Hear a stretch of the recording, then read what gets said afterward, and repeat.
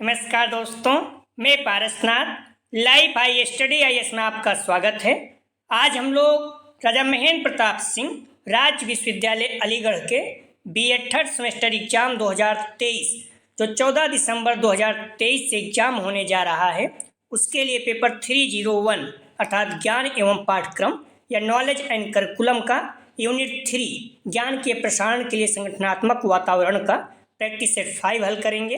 इसके टॉप 75 अति महत्वपूर्ण प्रश्न हल करेंगे। यहाँ से निश्चित रूप से एग्जाम में प्रश्नों के सेम टू सेम आने की संभावना है, इसलिए आप लोग वीडियो को पूरा देखिएगा। पहले यूनिट वाइज, उसके बाद फुल प्रैक्टिस सेट हल करेंगे। यह पेपर 80 अंक का होगा, 75 प्रश्न दिया रहेगा, 65 प्रश्न आप लोगों को हल करना होगा, अर्थात एक प्रश्न 1.2 अंक का होगा। यदि कुछ बदलाव होता है तो आप लोगों को जानकारी दी जाएगी। प्रेजेंट टाइम में यही है और समय 2 घंटे अर्थात 120 मिनट का होगा। इस पेपर में पास होने के लिए आप लोग ध्यान रखना, कम से कम 32 अंक प्राप्त करना होगा, अर्थात 26 प्रश्न सही होना चाहिए आपका। तो क्लियर है, 75 प्रश्न दिया रहेगा, 65 प्रश्न हल करना होगा, 80 अंक का यह पेपर होगा। आपको पास होने के लिए 32 अंक चाहिए, अर्थात 26 प्रश्न कम से कम आपका सही होना चाहिए। तो दोस्तों प्रश्नों पर आएँ, लेकिन उससे पहले प्लीज़ आप लोग वीडियो को ज़्यादा से ज़्यादा शेयर कीजिए जिससे सभी लोगों को लाभ हो सके। यदि आप लोग चैनल को सब्सक्राइब नहीं किए हैं तो चैनल को सब्सक्राइब कीजिए तथा वीडियो को लाइक और शेयर जरूर कीजिए, इससे मोटिवेशन मिलता है। आइए देखते हैं प्रश्नों को। ध्यान रखना आप लोग, इसके पहले हम लोग 4 प्रैक्टिस सेट हल कर चुके हैं। अगर आप नहीं देखे हैं तो डिस्क्रिप्शन में लिंक दिया गया है, जाकर देख लीजिए। पेपर 301 अर्थात ज्ञान एवं पाठ्यक्रम, इसका यूनिट 3 ज्ञान के प्रसारण के लिए संगठनात्मक वातावरण, इसका पार्ट 1 हल करेंगे। यदि आप लोग इस लिंक पर क्लिक करते हैं तो ध्यान रखिए आप लोग 301 के प्लेलिस्ट में पहुंच जाएंगे, जहां सारी वीडियो आपको एक जगह मिल जाएगी। डिस्क्रिप्शन में देखेंगे सबसे ऊपर ही तो प्लेलिस्ट BD 301 का दिया है और आल पेपर का भी दिया है। आल पेपर पर क्लिक करें, सभी पेपर एक ही प्लेलिस्ट में आपको मिल जाएगा। यदि BD 301 में क्लिक करेंगे तो 301 के सारे वीडियो एक जगह पे आपको मिल जाएगा। इस तरह से आप देख सकते हैं। आइए देखते हैं प्रश्नों को। प्लीज़ हम्बली रिक्वेस्ट है कि आप वीडियो को ज़्यादा से ज़्यादा शेयर कीजिए। कॉलेज के ग्रुप, दोस्त यार जो भी आपके हैं, जहाँ से आप बीएड कर रहे हैं, वहाँ के जो फर्स्ट ईयर के बच्चों का एडमिशन हुआ है, उन्हें भी इस चैनल के बारे में ज़रूर बताएं। निश्चित रूप से उन्हें लाभ होगा। और जो प्रैक्टिस सेट पड़े हुए हैं फर्स्ट सेमेस्टर को, उन्हें बोलिए सॉल्व करते रहें। जैसे आप लोगों का पेपर समाप्त होता है, हम लोग पुनः फर्स्ट सेमेस्टर के लिए प्रैक्टिस सेट स्टार्ट कर देंगे। तो आइए देखते हैं प्रश्नों को। पहला प्रश्न है, शिक्षा सबके लिए है, संविधान के निम्नलिखित अनुच्छेद में है, अर्थात किस अनुच्छेद में दिया गया है? ए अनुच्छेद 45, बी अनुच्छेद 29, सी अनुच्छेद 14 व 15, डी अनुच्छेद 46। तो शिक्षा सबके लिए है, संविधान के निम्नलिखित अनुच्छेद में है। सही जवाब हो जाएगा, ध्यान रखना, ए अनुच्छेद 45, आर्टिकल 45। महत्वपूर्ण ध्यान रखना, आर्टिकल 45 और आर्टिकल 21 बार बार पूछा जाता है। जनरल लेयर किस प्रकार का अभिलेख है, अर्थात सामान्य खाता किस प्रकार का अभिलेख है? तो ए सामान्य, बी शैक्षिक, सी वित्तीय, डी इनमें से कोई नहीं। तो जनरल लेयर किस प्रकार का अभिलेख है? सही जवाब हो जाएगा इसका सी, वित्तीय। आप लोग ध्यान रखना, एक सामान्य खाता अर्थात जनरल लेयर वही वित्तीय विवरण तैयार करने की एक डेटा प्रदान करता है। क्लियर है? एक सामान्य खाता बही का उपयोग ऐसी कंपनियां और संगठनों द्वारा किया जाता है जो डबल एंट्री वही खाता पद्धति का उपयोग करते हैं। तो नॉर्मली आप लोग शब्द याद रखना, टर्म अगर याद रहेगा तो आप लोग सॉल्व कर जाएंगे। अगला प्रश्न है, पाठ्यसागामी क्रियाएं आधारित हैं। एक क्रिया के सिद्धांत पर बी, रुचि के सिद्धांत पर सी, नियोजन के सिद्धांत पर डी, उपयुक्त सभी पर। सही जवाब हो जाएगा, ध्यान रखना, इसका डी, उपयुक्त सभी पर। हमारी रिक्वेस्ट है आप लोग वीडियो को लाइक और शेयर करें। अगला प्रश्न है, अच्छा शिक्षण प्रकार्य है। ए प्राचार्य के अच्छे नेतृत्व का, बी शिक्षकों के विद्वता का के उच्च स्तर का, सी शिक्षण व्यवसाय के प्रति ईमानदार और निष्ठा का, डी उच्च शिक्षण योग्यताओं एवं विधियों का। सही जवाब हो जाएगा, ध्यान रखना, इसका डी, उच्च शिक्षण योग्यताओं एवं विधियों का। अगला प्रश्न है, शिक्षा के प्रचार एवं प्रसार से तो ए लोकतंत्र मजबूत होता है, बिल्कुल। बी आर्थिक विकास की दर बढ़ती है, सी अंधविश्वास में कमी आती है, बिल्कुल डी उपयुक्त सभी। इसका सही जवाब हो जाएगा, ध्यान रखना, डी उपयुक्त सभी। आप लोग आंसर देते जाएं, इससे क्या होगा, आपके प्रश्न आपके दिमाग में बैठता रहेगा, आसान रहेगा। तो आप लोग बुक और मॉडल पेपर को अच्छे से पढ़िए, जितना ज़्यादा हो सके, और प्रैक्टिस सेट हल करते रहिए। यूनिट वाइज हल कर रहे हैं हम लोग, तो ध्यान रखिए किसी भी एग्जाम में अच्छे अंक प्राप्त करने का एक ही तरीका है कि आप पढ़िए, बार बार प्रैक्टिस सेट हल करिए। तो अगर आपका लेवल ठीक है तो आगे बढ़ते जाइए, अगर आपको लगता है प्रश्न गलत हो रहा है तो आप पुनः पढ़िए। तो प्रश्न है, एक अच्छा अध्यापक वह है जो ए अपने विषय में प्रवीण हो, बी अपने विद्यार्थियों से सच्ची लगन रखता हो, सी सादा जीवन व्यतीत करता हो, डी मेधावी व परिश्रमी हो। सही जवाब हो जाएगा ए अपने विषय में प्रवीण हो। अगला प्रश्न है, शिक्षा परम धन है क्योंकि ए इसे कोई चुरा नहीं सकता, बी इसे जितना बांटा जाएगा उतना ही यह बढ़ेगा, सी इसे कोई छीन नहीं सकता, डी उपयुक्त सभी। सही जवाब हो जाएगा डी उपयुक्त सभी। अगला प्रश्न है, निम्नलिखित में से कौन सा कथन सत्य नहीं है? नहीं है। ए शिक्षण एक कला है, बी शिक्षकों को प्रशिक्षित किया जा सकता है, सी शिक्षक जन्मजात होते हैं, डी उपयुक्त सभी। तो आप लोगों को पता है शिक्षक जन्मजात नहीं होते, अर्थात कोई जन्मजात नहीं होता, तो सी इसका आंसर सही है। ठीक है, ये कथन गलत है। अगला प्रश्न है, आपके विचार में शिक्षा तभी सार्थक होगी जब वह ए पाठ्यक्रम केंद्रित हो, बी छात्र केंद्रित हो, सी समाज केंद्रित हो, डी रोजगार केंद्रित हो। सही जवाब हो जाएगा इसका बी छात्र केंद्रित हो। अगला प्रश्न है, आपके विचार में शिक्षण क्या है? सही जवाब हो जाएगा इसका, ध्यान रखना, बी एक कौशल है। अगला प्रश्न है, आपके विचार में प्राइमरी शिक्षा निःशुल्क करने से क्या होगा, आप बताइए। एक अध्यापक इसे गंभीरता से नहीं लेंगे, ऐसा नहीं है। बी साक्षरता बढ़ेगी, हाँ बिल्कुल। सी स्कूल में शिक्षा स्तर गिरेगा, नहीं ऐसा कुछ नहीं है। सही जवाब हो जाएगा इसका बी। ठीक है, 11 का सही जवाब है बी। अगला प्रश्न है,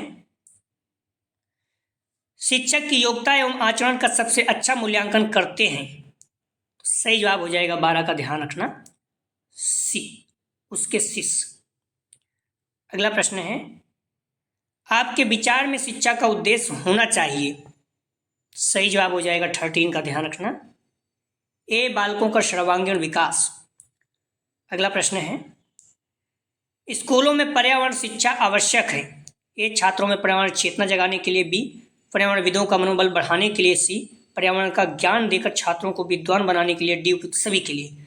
सही जवाब हो जाएगा, ध्यान रखना, छात्रों में पर्यावरण चेतना जगाने के लिए। अगर शिक्षा में स्कूल में पर्यावरण शिक्षा कर दी जाती है तो क्या होगा, बच्चे जागरूक होंगे। ठीक है, विद्वान या अन्य चीज बनाना कोई ये सब नेगेटिव पॉइंट है, कोई मतलब नहीं इसका। किसने कहा कि विद्यालय समाज का लघु रूप है? मोस्ट इंपॉर्टेंट है, ध्यान रखना, बार बार पूछा जाता है। सही जवाब हो जाएगा बी जॉन ड्यूवी। तो प्लीज आप लोग लाइक तो कर दिया करें, उससे कोई नुकसान आपका नहीं होता है, लेकिन हमें मोटिवेशन मिलता है। तो हमारी रिक्वेस्ट है आप लोग वीडियो को लाइक जरूर किया करें। प्रश्न है, विद्यालय संगठन के अंतर्गत किन तत्वों को साध की प्राप्ति के लिए उपलब्ध व सुव्यवस्थित किया जाता है? ए भौतिक तत्वों को, बी मानवीय तत्वों को, सी इन दोनों तत्वों को, डी इनमें से कोई नहीं। सही जवाब हो जाता है सी इन दोनों तत्वों को। अगला प्रश्न है, शिक्षा के चरित्र निर्माण के उद्देश्य से हमें विद्यालय में किस प्रकार की क्रियाओं का संगठन करना होगा? ए पाठ्यगामी क्रियाओं का, बी नैतिक व्यवहार का, सी सामाजिक क्रियाओं का, डी उपयुक्त सभी। सही जवाब हो जाएगा 17 का, डी उपयुक्त सभी। अगला प्रश्न है, किसी संगठन में शैक्षिक पर्यवेक्षण किसके द्वारा किया जाता है? सही जवाब हो जाएगा बी प्रधानाचार्य के द्वारा। अगला प्रश्न है, विद्यालय की क्रियाओं को चलाने में कौन कौन से व्यक्ति मिलकर कार्य करते हैं? ए शिक्षक, बी प्रधानाध्यापक, सी परिनिरीक्षक, डी उपयुक्त सभी। ध्यान रखना, सही जवाब हो जाएगा डी उपयुक्त सभी, सभी का योगदान रहता है। अगला प्रश्न है, प्रबंधन का मुख्य तत्व है। ए नियोजन, बी संगठन, सी नियंत्रण, डी उपयुक्त सभी। सही जवाब हो जाएगा डी उपयुक्त सभी। अगला प्रश्न है, विद्यालय संगठन का उद्देश्य बालकों को समाज के किन हितों की रक्षा करना सिखाना होता है? ए समाज के आदर्शों का, बी समाज की मान्यताओं व मूल्यों का, डी सी इन दोनों का, डी इनमें से कोई नहीं। सही जवाब हो जाएगा सी इन दोनों का। अगला प्रश्न है, बाल केंद्रित शिक्षा को किस दिशा में विकसित किया जाता है? ए योग्यताओं की बी, अभिरुचियों की सी, शक्तियों और संवेगों की डी, उपयुक्त सभी। सही जवाब हो जाएगा डी, उपयुक्त सभी। अगला प्रश्न है, विद्यालय में किन विषयों को महत्वपूर्ण स्थान प्रदान किया गया है? ए विज्ञान, बी प्रौद्योगिकी, सी इंजीनियरिंग, डी उपयुक्त सभी। सही जवाब हो जाएगा, ध्यान रखना, डी उपयुक्त सभी। अगला प्रश्न है, शिक्षा का उद्देश्य बालकों को समाज का किस प्रकार का सदस्य बनाना है? ए सक्रिय, बी उपयोगी, सी कुशल, डी उपयुक्त सभी। सही जवाब हो जाएगा डी, उपयुक्त सभी। अगला प्रश्न है, विद्यालय संगठन बालक की विकासात्मक आवश्यकताओं को ध्यान में रखते हुए समाज के किन तत्वों पर आधारित होता है? ए आदर्शों व आकांक्षाओं, बी आवश्यकताओं, मूल्यों व संस्कृतियों, सी इन दोनों पर, डी इनमें से कोई नहीं। सही जवाब हो जाएगा इसका सी, इन दोनों पर। अगला प्रश्न है, लोकतांत्रिक प्रशासन का सिद्धांत है? ए समानता का सिद्धांत, बी स्वतंत्रता का सिद्धांत, सी न्याय का सिद्धांत, डी उपयुक्त सभी। सही जवाब हो जाएगा डी, उपयुक्त सभी। अगला प्रश्न है, शैक्षिक नियोजन का तात्पर्य है? ए समूह कार्य, बी सर्वोत्तम विकल्प, सी वैज्ञानिक परिवर्तन, डी उपयुक्त सभी। सही जवाब हो जाएगा डी, उपयुक्त सभी। अगला प्रश्न है, शैक्षिक पर्यवेक्षण का नवीनतम रूप कैसा है? ए एक तंत्रात्मक, बी लोकतांत्रिक, सी हस्तक्षेप रहित, डी इनमें से कोई नहीं। तो ध्यान रखना, शैक्षिक पर्यवेक्षक का नवीनतम रूप जो है मोस्ट इंपॉर्टेंट, बार बार पूछा जाता है। तो सही जवाब हो जाएगा सी, हस्तक्षेप रहित है। ठीक है, ध्यान रखना, कई कई लोकतांत्रिक मिल जाएगा लेकिन ये हस्तक्षेप रहित है। अगला प्रश्न है, विद्यालय प्रशासन के अर्थ को किस प्रकार व्यक्त किया जाता है? ए संकुचित, बी व्यापक, सी ए दोनों, डी इनमें से कोई नहीं। सही जवाब हो जाएगा सी, ए दोनों। अगला प्रश्न है, विद्यालय प्रशासन के प्रमुख कार्य कौन से हैं? ए विद्यालय व्यवस्था का नियोजन करना, बी विद्यालय व्यवस्था का संगठन करना, सी विद्यालय व्यवस्था का समन्वय व संचालन, डी उपयुक्त सभी। सही जवाब हो जाएगा डी, उपयुक्त सभी। अगला प्रश्न है, छात्र शिक्षक छात्र, शिक्षक शिक्षित तथा शिक्षक निरीक्षक,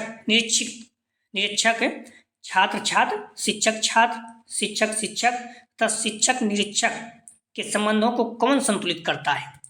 सही जवाब हो जाएगा, ध्यान रखना, सी प्रधानाचार्य। थोड़ा टाइम कम है तो इसलिए थोड़ा तेज चल रहे हैं, बट आगे से नॉर्मल रहेगा, आप लोग स्लो कर लीजिएगा।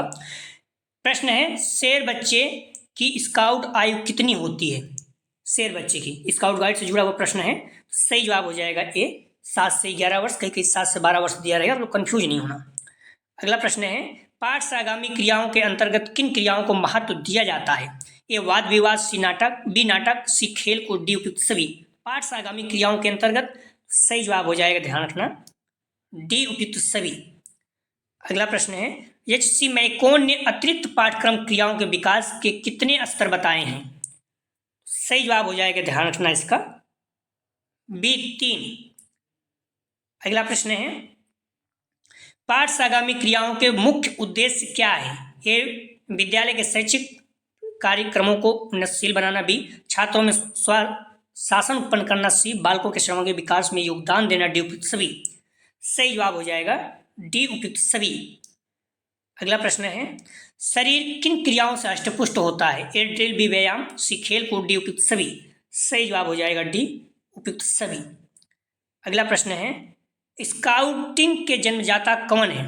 स्काउट गाइड जो होता है उसके जन्मदाता कौन है?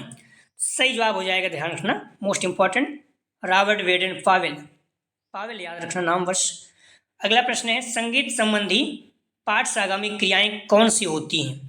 ए संगीत क्लब, बी बैंड क्लब, सी ऑर्केस्ट्रा, डी उपयुक्त सभी। सही जवाब हो जाएगा डी उपयुक्त सभी। अगला प्रश्न है, पाठ से आगामी क्रियाओं से बालकों में कौन से नैतिक गुण विकसित होते हैं? ए धैर्य व ईमानदारी, बी सहनशीलता, सी न्यायप्रियता, डी उपयुक्त सभी। सही जवाब हो जाएगा डी उपयुक्त सभी। अगला प्रश्न है, स्वशासन से बालक में किन गुणों का विकास होता है? ए स्वयं पर नियंत्रण रखना, बी अधिकारियों के प्रति विवेक युक्त आदर भाव, सी दोनों, डी में से कोई नहीं। तो ध्यान रखना, सही जवाब इसका हो जाएगा ए स्वयं पर नियंत्रण रखना। अगला प्रश्न है, साहित्य क्रियाओं में कौन सी क्रियाएं आती हैं? ए वाद विवाद प्रयोक्ता, बी कविता प्रयोक्ता, बिल्कुल सी कवि गोष्ठियां, बिल्कुल डी उपयुक्त सभी। सही जवाब हो जाएगा इसका डी उपयुक्त सभी। अगला प्रश्न है सामुदायिक क्रियाओं के अंतर्गत क्या क्या आते हैं? ये शिक्षा सप्ताह, बी स्वास्थ्य सप्ताह, सी साक्षरता सप्ताह, डी उपयुक्त सभी। सही जवाब हो जाएगा डी उपयुक्त सभी। अगला प्रश्न है पाठ से आगामी क्रियाओं में विविध क्लब कौन कौन से होते हैं? ये रेडियो, बी फोटो संग्रह क्लब, सी उपयुक्त दोनों, डी इनमें से कोई नहीं। सही जवाब हो जाएगा सी उपयुक्त दोनों, रेडियो और फोटो क्लब संग्रह दोनों। अगला प्रश्न है निम्नलिखित में से विद्वान में सकारात्मक वातावरण के लिए आवश्यक है? ए विश्वास, बी सम्मान, सी आत्म अनुशासन, डी उपयुक्त सभी। सही जवाब हो जाएगा ध्यान रखना डी उपयुक्त सभी। अगला प्रश्न है ध्यान रखना मॉडल पेपर में इसमें जो है सी दिया है लेकिन सभी होगा, ठीक है। यदि किसी प्रश्न में आपको संदेह तो कमेंट सेक्शन में आप लोग बता सकते हैं, और प्रश्न कौन सा है बुक में है गूगल में आप जरूर बताया करें। प्रश्न है विद्यालय वातावरण का कौन सा प्रकार विद्यालय के लिए अनुपयुक्त होता है? सही जवाब हो जाएगा 45 का ध्यान रखना ए बंद वातावरण। अगला प्रश्न है विद्यालय वातावरण में क्या क्या शामिल है? ए भवन व मैदान, बी उद्यान, डी सी हॉस्टल, डी उपयुक्त सभी। सही जवाब हो जाएगा डी उपयुक्त सभी। अगला प्रश्न है विद्यालय किस वातावरण से दूर होना चाहिए? ए नाले, बी नहर, सी बड़ी सड़क, डी उपयुक्त सभी। सही जवाब हो जाएगा डी उपयुक्त सभी। आप देखेंगे भी विद्यालय में शांत जगह पर रखना कोशिश करते हैं लोग। प्रश्न है 160 छात्रों हेतु भवन का क्षेत्रफल कितना एकड़ होना चाहिए? सही जवाब हो जाएगा ध्यान रखना 48 का। 48 का सही जवाब है, आप लोग ध्यान रखना ए 2/3 एकड़। सब चीज क्लियर रहता है, देख लेना। केंद्रीय विद्यालय सलाहकार शिक्षा परिषद ने इस विषय में निम्नलिखित मानदंड निश्चित किए हैं, आप लोग देख लीजिए। अगर 160 छात्र हैं तो 2/3 एकड़ भूमि पर विद्यालय भवन और 2/3 एकड़ का खेत का मैदान होना चाहिए, ठीक है। अगर 320 बच्चे हैं तो 1 एकड़ का विद्यालय भवन और 4 से 5 एकड़ खेल का मैदान होना चाहिए। 480 छात्र हैं तो 6-7 एकड़, तो 1 एकड़ पर आपका विद्यालय भवन और 6-7 एकड़ खेल का मैदान। इस तरह से मानदंड है, आप लोग देख लीजिएगा।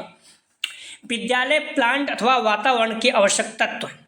ए औचित्य व सुरक्षा, बी समन्वय व अनुप्रयोगता, सी सुंदरता व लोचनशीलता, डी उपयुक्त सभी। सही जवाब हो जाएगा ध्यान रखना 49 का डी उपयुक्त सभी। प्लीज़ आप लोग वीडियो को लाइक और शेयर कीजिए, हमारी रिक्वेस्ट है। कॉलेज ग्रुप दोस्त या जो भी है जिस कॉलेज में आप पढ़ते हैं वहाँ भी बच्चों को, फर्स्ट ईयर बच्चे इस चैनल के बारे में जरूर बताएं, इससे हमें चैनल का ग्रोथ होगा, प्लस बच्चे को भी लाभ होगा। और जैसे एग्जाम अपना नजदीक आएगा हम उनके लिए भी प्रैक्टिस सेट हल करें। जो फर्स्ट सेमेस्टर का हल कर चुके हैं उन्हें बोल सकते हैं कि आप देखते रहिए, सेम सब कुछ वही है। प्रश्न है मोस्ट इंपॉर्टेंट लैंग्वेज शब्द की उत्पत्ति किस लैटिन शब्द से हुई है? सही जवाब हो जाएगा 50 का ध्यान रखना सी लैंग्वा। अगला प्रश्न है हिंदी को किस प्रकार की भाषा माना गया है? तो ध्यान रखना सही जवाब हो जाएगा इसका सी राजभाषा। मॉडल पेपर में देखो राष्ट्रभाषा दिया है, सरकारी भाषा, ये सब नहीं है। सही जवाब है सी राजभाषा है, ठीक है। हिंदी क्या है? राजभाषा है। आप बी आर एक्ट में देखेंगे सही मिल जाएगा, कहीं गलत दिया रहता है। भारतीय संविधान के अनुच्छेद 343(1) के अनुसार हिंदी हमारे देश की राजभाषा है, ठीक है। इस अनुच्छेद में यह व्यवस्था की गई संघ की राजभाषा हिंदी और लिपि देवनागरी होगी। 14 सितंबर के दिन प्रतिवर्ष हिंदी दिवस के रूप में मनाया जाता है। भारत संविधान भाग 17 में जो है भाषाओं के बारे में दिया गया है। सारे पॉइंट महत्वपूर्ण है, आप लोग ध्यान रखना। किसने कहा कि ध्वन्यात्मक शब्दों द्वारा विचारों की अभिव्यक्ति ही भाषा है? सही जवाब हो जाएगा ध्यान रखना सी स्वीट। ये प्रश्न आ चुका है, महत्वपूर्ण है। अगला प्रश्न है भारत की जितनी भी प्रादेशिक भाषाएं हैं वे किस भाषा से उपजी हैं? सही जवाब हो जाएगा ध्यान रखना ए संस्कृत। संस्कृत जो है इसे भाषाओं का जननी भी कहा जाता है। संस्कृत जो है हमारी मूल भाषा है। अगला प्रश्न है महर्षि दयानंद सरस्वती ने हिंदी को किस प्रकार की भाषा माना है? सही जवाब हो जाएगा 54 का बी आर्य भाषा माना है। अगला प्रश्न है भाषा के संबंध में कौन सा कथन सही नहीं है अर्थात गलत है? सही जवाब हो जाएगा 55 का डी भाषा एक अस्थायी होती है, ये सही नहीं है। अगला प्रश्न है विदेशी भाषाओं में किन भाषाओं की गणना की गई है? ए जापानी, चीनी, बी फ्रांसीसी, रूसी, सी स्पेनिश, अंग्रेजी, डी उपयुक्त सभी। सही जवाब हो जाएगा डी उपयुक्त सभी। अगला प्रश्न है प्रयोग की दृष्टि से भाषा के कितने रूप हैं? सही जवाब हो जाएगा 57 का डी 7 भाषा के रूप हैं, देख लीजिएगा। मातृभाषा, मूल भाषा, संस्कृत भाषा, राष्ट्रीय भाषा, राष्ट्रभाषा, राजभाषा, अंतर्राष्ट्रीय भाषा, तो ये तरह 7 हैं। अगला प्रश्न है, प्राचीन भाषा को किस नाम से जाना जाता है? सही जवाब हो जाएगा, ध्यान रखना आप लोग, बी मूल भाषा। प्लीज वीडियो को लाइक और शेयर कीजिए। बैलार्ड ने मातृभाषा को कितने भागों में विभाजित किया? सही जवाब हो जाएगा इसका ए 2 भागों में। बैलार्ड के घर की बोली को माता की भाषा अर्थात मदर्स टंग और समाज की स्वीकृत भाषा को मातृभाषा अर्थात मदर टंग कहा है। अगला प्रश्न है, हिंदी भाषा की बोलियां कौन सी हैं? ए ब्रज, बी अवधी, सी भोजपुरी, डी उपयुक्त सभी। सही जवाब हो जाएगा, ध्यान रखना, डी। हिंदी भाषा की जो बोलियां हैं ये सभी हैं, ब्रज, अवधी, भोजपुरी, ठीक है। तो टोटल कितनी हैं? 18 बोलियां हैं, इस पॉइंट को ध्यान रखिएगा, पूछा जा सकता है। हिंदी की अनेक बोलियां हैं, ठीक है। भारत की कुल 18 बोलियां, इसमें अवधी, ब्रज, कन्नड़, बुंदेली, बघेली, हत्ती, भोजपुरी, हरियाणवी, राजस्थानी, छत्तीसगढ़ी, मालवी, नागपुरी, खरोष्टी, पचपगड़िया, कमाऊनी, मगही, ये सारी चीज़ें आप देख लीजिएगा, ठीक है। संविधान के किस अनुच्छेद के अनुसार हिंदी हमारी राजभाषा है? सही जवाब हो जाएगा, ध्यान रखना, बी अनुच्छेद 343। हालांकि 343 एक है। भारतीय संविधान के अनुच्छेद 343 एक के अनुसार हिंदी हमारे देश की राजभाषा है। इस अनुच्छेद में व्यवस्था किया गया संघ की राजभाषा हिंदी और लिपि देवनागरी होगी। अगला प्रश्न है, किसके अनुसार भाषा वह व्यापार है जिससे हम वर्णनात्मक या व्यक्त शब्दों के द्वारा अपने विचारों को प्रकट करते हैं? सही जवाब हो जाएगा, ध्यान रखना, बी महर्षि पतंजलि। अगला प्रश्न है, भारतीय संविधान में हिंदी को कौन सा दर्जा दिया गया है? सही जवाब हो जाएगा, ध्यान रखना, बी राजभाषा। राष्ट्रभाषा भूल के मत करना, बच्चे परेशान हो जाते हैं। भाषा का प्रथम रूप क्या है? सही जवाब हो जाएगा ए मातृभाषा। अगला प्रश्न है, अवधी, ब्रज, भोजपुरी आदि कैसी भाषाएं कहलाती हैं? तो ध्यान रखना, सही जवाब हो जाएगा इसका बी जनपद भाषाएं, क्षेत्रीय भाषाएं, ठीक है। अगला प्रश्न है, निम्नलिखित में माँ अर्थात मदर से ली गई भाषा क्या कहलाती है? सही जवाब हो जाएगा इसका बी मातृभाषा कहलाती है। संस्कृत जो चीज़ें हैं, ठीक है, तो आप लोग ध्यान रखना इस तरह से। निम्नलिखित में माँ से ली गई भाषा कहलाती है, तो सही जवाब हो जाता है इसका बी मातृभाषा। क्लियर है? अगला प्रश्न है, त्रिभाषा सूत्र प्रस्तुत किया गया, मोस्ट इंपॉर्टेंट में रखिएगा इसको। सही जवाब हो जाएगा, ध्यान रखना, बी 1956। किसने कहा था? तो आप लोग ध्यान रखना, विभिन्न समितियों एवं आयोग ने देश में भाषा समस्या समाधान के सुझाव दिया, जिसमें जो है केंद्रीय सलाहकार बोर्ड ने त्रिभाषा सूत्र तैयार किया और इसे स्कूल विद्यालय के लिए सुझाव दिया। क्लियर है? 1961 में मुख्यमंत्री सम्मेलन में स्कूल के लिए त्रिभाषा सूत्र अपनाया गया, ठीक है। त्रिभाषा सूत्र के अनुसार स्कूल जाने वाले प्रत्येक बच्चे के लिए 3 भाषाओं का ज्ञान होना आवश्यक है। अगला प्रश्न है, भारत सरकार ने मंडल द्वारा निर्मित त्रिभाषा सूत्र को कब स्वीकार किया? सही जवाब हो जाएगा डी 1968 ईस्वी। अगला प्रश्न है, स्वीकृत त्रिभाषा सूत्र के अंतर्गत माध्यमिक शिक्षा के प्रत्येक बालक को कितनी भाषाएं अनिवार्य रूप से पढ़नी होगी? ठीक है, त्रिभाषा सूत्र के अंतर्गत। तो ध्यान रखना, इसमें 3 भाषा तो है ही, एक भाषा आपको और पढ़ना होता है। सही जवाब ध्यान रखना, इसमें 3 भाषा है, ठीक है, कंफ्यूज नहीं होना। 69 में ये स्वीकृत त्रिभाषा जो सूत्र है, इसके अंतर्गत माध्यमिक शिक्षा के प्रत्येक बालक को कितनी भाषाएं पढ़नी होगी? 3 भाषाएं कम से कम। हिंदी क्षेत्र में कितनी बोलियां हैं? तभी हम लोग बात भी कर चुके हैं इस पर। ये 70 बोली है। प्लीज आप लोग लाइक और शेयर कीजिए। भारत में कुल कितनी बोलियां हैं? 18। इसमें आप देख लीजिएगा, ठीक है। चिंतन की योग्यता का भाषा की अन्य योग्यताओं से कैसा संबंध है? सही जवाब हो जाएगा, ध्यान रखना, बी सीधा संबंध है। अगला प्रश्न है, विद्यालय में कितनी भाषाएं पढ़ाई जाएं? प्रश्न पूछ रहा है। तो कम से कम त्रिभाषा सूत्र है, त्रिभाषा आपको पढ़ना ही होगा, एक और पढ़ना पड़ता है, ठीक है। टोटल 4 भाषाएं विद्यालय में, कम से कम 4 भाषाएं, क्योंकि एक 3 भाषाएं तो ये पढ़ते हैं, प्लस अपनी एक क्षेत्रीय भाषा होती है। स्कूली शिक्षा में त्रिभाषा फार्मूला चलेगा, इसमें संस्कृत के साथ साथ अन्य 3 भारतीय भाषाओं को विकल्प होगा। संस्कृत विद्वानों की भाषा को किस नाम से जाना जाता है? तो आपको पता ही होगा, बहुत सरल है, सी देववाणी। देववाणी को संस्कृत विद्वानों की भाषा कही जाती है, ठीक है। अगला प्रश्न है, बच्चों के लिए सबसे आसान भाषा है? सही जवाब हो जाएगा सी मातृभाषा। अगला प्रश्न है, ध्वनि शब्द एवं वाक्य रचना का ज्ञान हिंदी शिक्षण में किस उद्देश्य के अंतर्गत आते हैं? सही जवाब हो जाएगा डी, ज्ञानात्मक। अगला प्रश्न है, पशु पक्षियों की ध्वनियां किस परिधि में आती हैं? सही जवाब हो जाएगा, ध्यान रखना, ए, भाषा। हमारी रिक्वेस्ट है वीडियो को लाइक और शेयर करें। हिंदी को किस वर्ष राजभाषा घोषित किया गया? सही जवाब हो जाएगा बी, 1949। हिंदी को संविधान सभा ने 14 सितंबर 1949 को राजभाषा स्वीकार किया। इसलिए भारतवर्ष में प्रत्येक वर्ष 14 सितंबर को हिंदी दिवस के रूप में मनाया जाता है। हिंदी भाषा की लिपियां क्या हैं? सही जवाब हो जाएगा बी, देवनागरी। अगला प्रश्न है, समिति क्षेत्र में बोली जाने वाली भाषाओं को क्या कहते हैं? सही जवाब हो जाएगा, ध्यान रखना, डी, क्षेत्रीय भाषा। अगला प्रश्न है, भाषा क्या है? ए, भावाभिव्यक्ति का माध्यम, बी, संकेतिक भावाभिव्यक्ति, सी, ए, बी दोनों, डी में से कोई नहीं। सही जवाब हो जाएगा सी, ए, बी दोनों।